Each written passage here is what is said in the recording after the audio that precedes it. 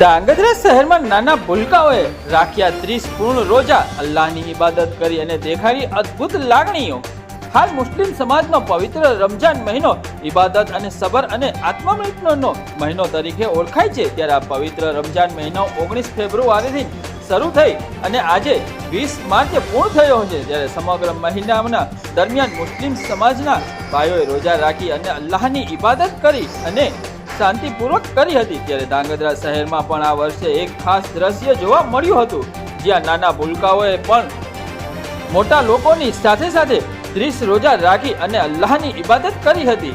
જેમાં નાના બાળકો દ્વારા આ મહિનામાં મોહસિનભાઈ ફંગાત નિંદા, ફાતમા મોહમ્મદ અફજલ ઇરફાનભાઈ, હસનૈન અફજલભાઈ મંડલી, અમીના ખાતુન ઇમરાનભાઈ, જેહાદ જાવેદભાઈ સિપાઈ અને સાહિલ અલ્તાફભાઈ બેલીમ જેવા નાના ભૂલકાઓ દ્વારા રોજા રાખી અને અલ્લાહની ઇબાદત કરવામાં આવી હતી। ત્યારે 30 રોજા પૂર્ણ કરી અને અલ્લાહની ઇબાદત કરી હતી।